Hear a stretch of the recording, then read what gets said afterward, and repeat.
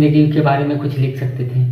तो इस कहानी से हमें यही सीख मिलती है कि दूसरों की ज़िंदगी और दूसरों की लाइफ में आकर हमें कुछ नहीं मिलती है। पहले अपनी ज़िंदगी बना लें और फिर दूसरों की ज़िंदगी बनाने की कोशिश करें। आज की कहानी बस यही छोटी सी बात हमें बड़ी सीख ले जाती है कि दूसरों की ज़िंदगी बर्बाद करने से और दूसरों की कहानी कुछ गड़बड़ करने से पहले आप अपनी कहानी खुद लिख दें। नमस्कार।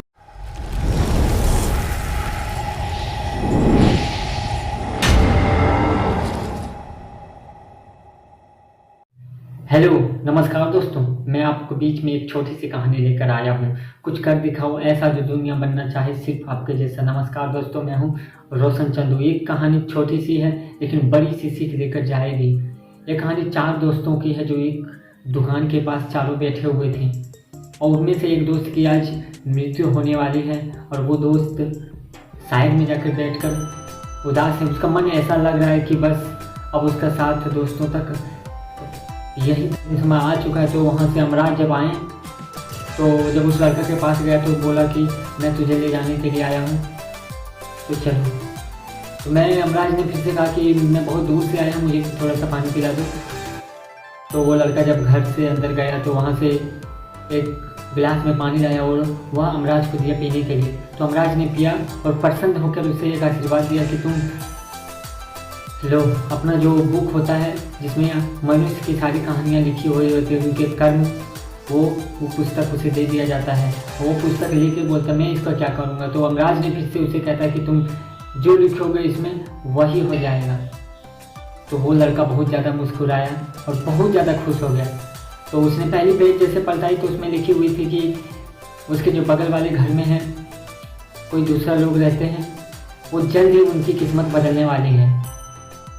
तो उसने लिखा कि ये नहीं हो सकता। तो अमराज बीच में बोले कि तुम्हारे पास 5 ही मिनट है, जो कर सकते तुम करो। तो लड़का बहुत ज़्यादा खुश हो गया। तो जब दूसरी पेज पलटाई उसमें तो उसमें लिखा हुआ था कि उसके जो बगल वाले का घर में राइट साइड वाला उसका जो घर है उसमें एक लड़की की जॉब लगने वाली है, जो आगे चल के बहुत ही अच्छी खासी इनकम हो गई उसकी। तो वो देखकर वो लड़का बोला कि नहीं, ऐसा भी नहीं होने सकता। तो उसने भी नीचे में लिख दिया कि नहीं, ये नहीं होगा। तो भाई वो किताब है उसमें जो तो लिख दिया ये नहीं होगा, तो वो तो वरदान के साबित हो गया, वो नहीं होगा। तो जब तीसरी जब पेज पलटाई गई तो उसमें लिखा हुआ था कि उसके मामा के बेटे और उसके रिश्तेदार में सभी अच्छे लोग, सभी जॉब कर रहे हैं, एक अच्छी जगह कंपनी में काम कर रहे हैं। तो उसे देखकर बहुत ज़्यादा बुरा लगा उस लड़के को। उसने ये भी लिखा कि नहीं, ये भी नहीं हो सकता। अमराज जी तो देख रहे हैं कि तुम क्या क्या कर रहे हो। तो जब चौथी पेज जब पलटाई तो उसमें एक ऐसा बात लिखा हुआ था जो कि आप उसकी सुनेंगे तो आपको पैरों तले जमीन खिसक जाएगी। उसमें लिखा हुआ था कि वो घर, जिसके घर और उसका थोड़ा झगड़ा जो लड़ते हैं उसके साथ उनका थोड़ा बिल्कुल भी नहीं जमता उनके रिलेशन में, उनके गांव के बगल वाले ही थे। उनकी माँ की तबीयत बहुत ज़्यादा खराब थी। तो उसका बेटा का एक ऐसा जगह में नौकरी लगने वाला था जो कि उसकी सारी ज़िंदगी सुख शांति से गुजर सके।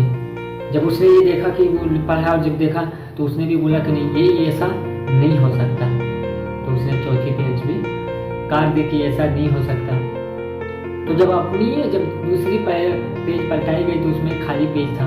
उसने जैसे ही लिखने का मौका लिखना चाहा, जैसे ही चाहा अपनी ज़िंदगी के बारे में लिखने के लिए, उसने जैसे पेज पलटाई गई तो अमराज ने उससे कॉपी ले ली कि बस तेरे पास इतना ही समय था, तुम चाहते तो अपनी खुद की ज़िंदगी के बारे में कुछ लिख सकते थे। तो इस कहानी से हमें यही सीख मिलती है कि दूसरों की ज़िंदगी और दूसरों की लाइफ में आकर हमें कुछ नहीं मिलती है। पहले अपनी ज़िंदगी बना लें और फिर दूसरों की ज़िंदगी बनाने की कोशिश करें। आज की कहानी बस यही छोटी सी बात हमें बड़ी सीख ले जाती है कि दूसरों की ज़िंदगी बर्बाद करने से और दूसरों की कहानी कुछ गड़बड़ करने से पहले आप अपनी कहानी खुद लिख दें। नमस्कार।